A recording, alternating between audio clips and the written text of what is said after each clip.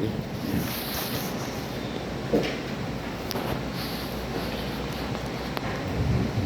our presiding officer, to my colleague in this chamber, SB staff, SB secretary, good morning.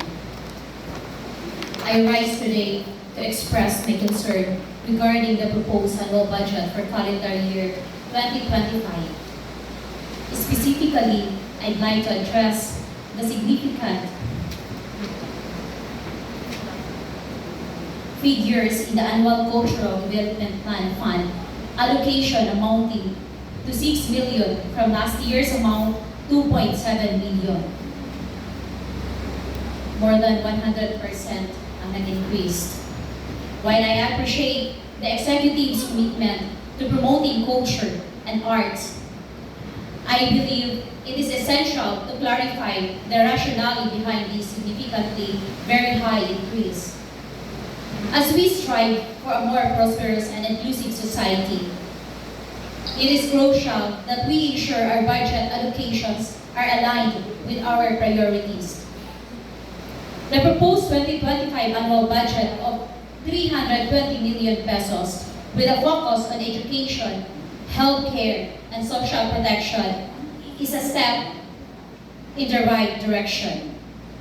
However, we must also guarantee that our cultural initiatives are aligned with those goals and that we are utilizing our budget efficiently. I'd like to emphasize transparency in fund utilization. I would like to bring to attention the allocation for our Kons Cultural Development Fund. In calendar year 2022, we allocated 2.7 million pesos to support 3 significant cultural events: the Kalingan Festival in September, Town Foundation Day, and Katambolet Festival in August 1 to 7, and Christmas Village in December. This year, the allocation has increased to 6 million pesos. However, I'm concerned of the looming scenario where the executive department would request supplemental budgets annually in the event that there would be budget shortages. I would like to raise for the record the following key issues. On transparency, we aren't receiving updates on how the funds are being utilized. On accountability, who are the responsible persons and how much are they paid for each activity? As we endeavor for transparency and accountability in governance, I propose, as I hereby move, that we in the Legislative Department require detailed reports on fund utilizations and beneficiary lists for approval before releasing funds. This ensures our cultural initiatives align with LGU's priorities as stipulated in our CDP and LDIP and promote responsible leadership.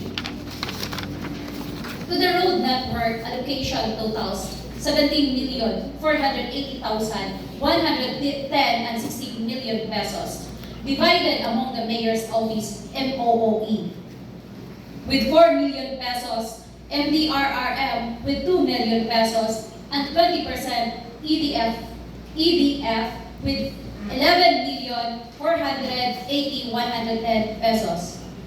However, I noticed that there's a joint circular from the Department of Budget and Management, or DBM, and Department of the Interior and Local Government, or DILG, emphasizing the need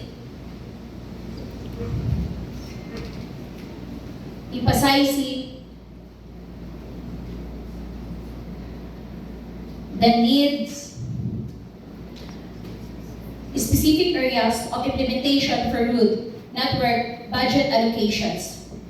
To ensure transparency and accountability, I suggest requiring detailed reports on fund utilization, including specific areas of implementation. Clearly define the locations where road network projects will be executed. Project breakdown. Provide a detailed breakdown of costs for each project. Responsible persons. Identify the individuals or teams responsible for implementing and overseeing each project. This approach is aligned with the DBM and the ILG's guidelines and promotes responsible governance. By doing so, we can ensure that our road network initiatives are effective, efficient, beneficial to our community, the Libunganon. I would like also to suggest transparency in fund utilization for the following budget allocations before releasing funds for grants and donations. I propose that a list of beneficiaries be submitted to the Sangguniang Bayan for approval. This ensures transparency and accountability in the utilization of public funds. Assistance to individual in crisis, or AX.